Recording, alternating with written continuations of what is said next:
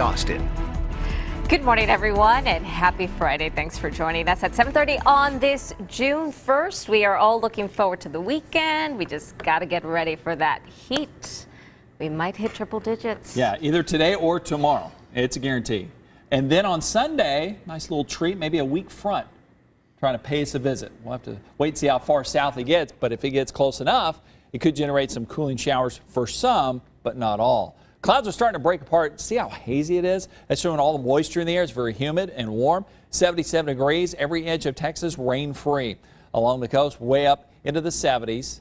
And you got to go up in the Panhandle to find a lot of 60s. 66 in Amarillo. We'll bring it back home, and we have 70s all over the place. 73 in Fredericksburg, 72 in Giddings. Let's see how toasty it's going to be on this first day of June. Yeah, plenty hot. 99 in Smithville, 98 in Rockdale, 100 possibly around Luling. Lockhart flirting with 100 here in the Austin Metro down to San Marcos, 98 the high in Cedar Park. It'll feel like triple digits with all that moisture. Heated to seas 100, 106 for much of the afternoon. Turning breezy.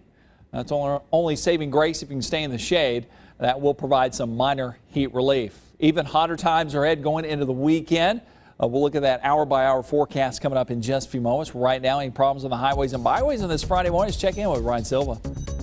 Good morning, Zach, and good morning to everybody else. Good news, not too many problems out on the highways right now across Austin. As you can see, rush hour delays are in effect as we take a look at our camera shot there. We still do have that accident, 35 frontage road right at Barwood Park. It's causing some minor slowdowns back from Moonberg, only a couple minutes at the very most. Now as we head just south of there, as we take a look at around downtown Austin, again, our usual rush hour delays, nothing too out of the ordinary. This Friday morning has been off to a good start. As we head just south of downtown, same thing goes there. Our usual delays, northbound 35, 183 still looking good, same with 130. We'll take a quick peek at some drive times for you. Nothing out of the ordinary there. I'm Ryan Silva, Fox 7 Traffic. Well, as Zach has told us once again about the heat, we'll remind everybody once again about the dangers that hot cars can pose for kids. According to experts, Texas leads the nation when it comes to hot car deaths. Jacqueline Sarkeesian is live downtown with more. Morning, Jacqueline. Good morning, Dave. Sadly enough, here in Texas, more children die in hot cars than anywhere else in the country. 114 children have died since 1998.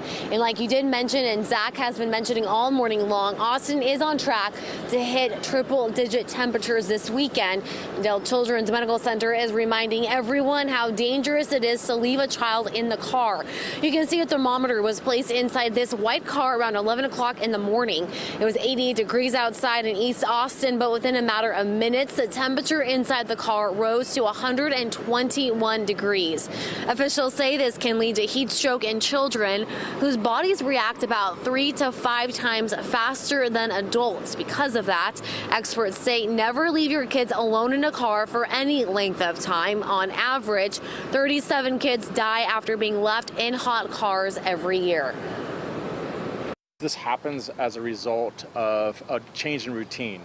Mom always takes the child to daycare. Today, for some reason, one of the other caregivers in the household are taking the child to daycare. And it's a break in routine, and so create reminders when you are responsible for the child and taking them where they need to go. So far this year, 7 children have died after being left in hot cars, one being here in Texas. It was a 7-month-old baby girl, and it just happened last month. Back to you in the studio. All right, Jacqueline, thank you very much. There are more dogs than children in East Austin. That's according to a new study published by the University of Texas. Dr. Eric Tang and his team interviewed and surveyed the area directly east of downtown between 7th and 11th Streets to get this information. Many people they talked to say they see more dogs than children. Researchers say as the number of people with higher income grows, so does the number of pets. They say it's also a sign of the high number of African American and Hispanic families who can no longer afford Austin. So it's not that that area has more dogs than perhaps any other areas. It's just that there are now fewer, sort of children of color that can be seen, outside playing. One of the things that we sort of see with this particular demographic is that there is, a love of dogs. Between 2000 and 2010, the area's black population decreased by 66%. Well, the driver accused of causing a deadly church bus crash in South Texas last year has now entered a plea in that case. Jack Dillon Young pleaded no contest to 13 counts of intoxication manslaughter and 1 count of intoxication assault. That means he will avoid a trial and be sentenced in November. Young could face up to 270 years in prison. In March 2017, investigators say the 21-year-old was driving under the influence of prescription drugs and texting while driving when he crashed into a bus carrying members of the First Baptist Church in New Braunfels. 13 people were killed in that crash. Only 1 person on board the bus survived. A leading figure in conservative Southern Baptist circles previously lost his title, and now he's also losing his job. Earlier this month, Paige Patterson was removed from his role as the president of the Southwestern Baptist Theological Seminary in Fort Worth. He was given the title of President Emeritus. Patterson faced complaints over comments that he made years ago about abuse of women, such as counseling women who were abused to stay with their husbands. Hundreds of women signed a petition to have him removed. Southwestern said he was fired this week for the way he handled a sexual abuse case at another institution that he led. Southwestern did not name that other school, but Patterson has also led Southeastern Seminary in North Carolina, as well as Criswell College in Dallas. Patterson will no longer have the President Emeritus title and no longer be allowed to live on campus and not receive a paycheck. He is still scheduled to deliver the keynote address at next month's Southern Baptist Convention in Dallas.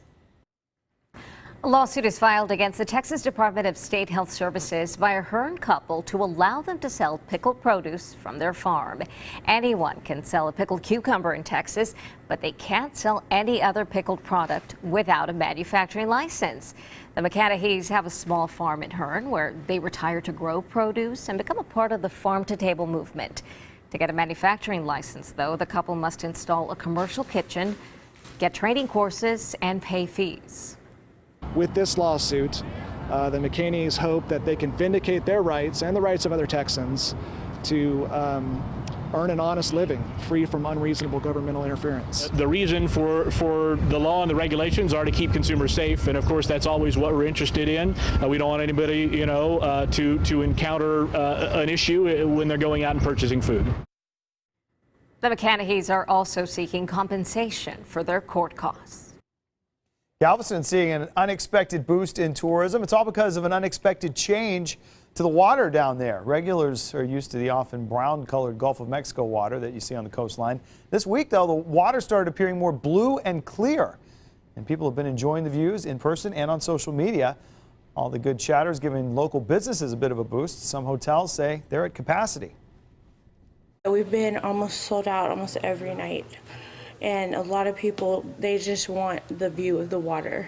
And because we have the private balconies, we have, a lot of people coming in wanting that just to see the water.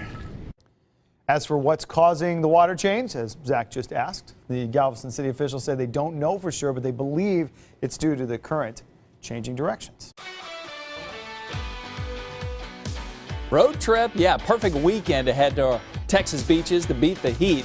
If you're staying at home, you may have to head to our area lakes or swimming pools. We're in that summertime mode. Clouds are breaking apart a little bit quicker than yesterday, so it could be a little hotter by the afternoon. Right now, we're in the mid to upper 70s, flirting with 100 degrees. Some minor changes in that weekend forecast. Check them out next.